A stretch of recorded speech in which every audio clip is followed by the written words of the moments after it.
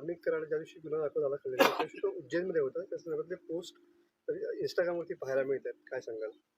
माहित नाही मला काय. मी काय आणि फार त्याच्यासोबत पोलीस पण होते. ते आता तपासात सगळे हळूहळू कळेल मला वाटतं आणि तपासात ते पुढे येईलच. साहेब खाते वाटप झालेलं आहे, पण जवळपास 18 मंत्र्यांनी अजून पदभार स्वीकारलेला नाही असं काय प्रतिक्रिया?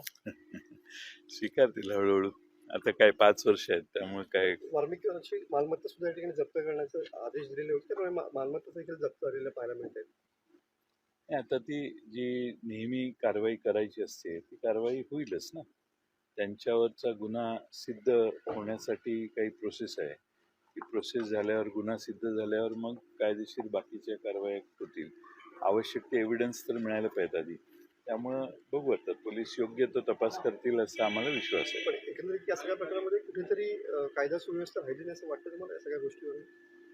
कायदा सुव्यवस्था नाही आहे हीची प्रचिती या घटनेमुळे येते. लोक रस्त्यावर अडवून माणसाला घेऊन जातात आणि बेदम मारहाण करतात आणि त्यात त्याचा मृत्यू होतो. अशा बऱ्याच घटना अलीकडच्या काळात झाल्यात.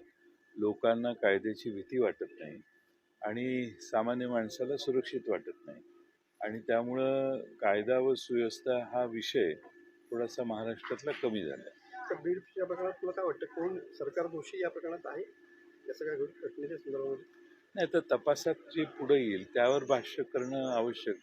लोक वेगळ्या चर्चा करतायतच, प्रसारमाध्यमातही फार मोठी चर्चा आहे, पण लोक चर्चा करतायत म्हणून त्याचा दुजोरा देणं हे योग्य नाही. जे समोर येईल कायद्याच्या ह्याच्यात ते जनतेच्या समोर दूध का दूध पाणी का पाणी हे होणारच आहे.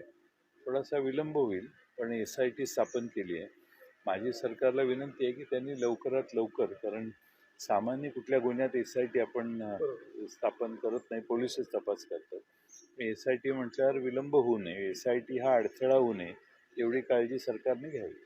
बीडचं पालकमंत्री पद या संदर्भात कोणाला द्यावं असं वाटतं तुम्हाला? पण काय सगळ्या गोष्टी मी विरोधी पक्षात आहे, मी कोण देणार? तुम्हाला काय वाटतं यामुळे? नाही, आम्हाला वाटण्याचाही अधिकार राहिलेला नाही, आम्ही विरोधी पक्षात आहे.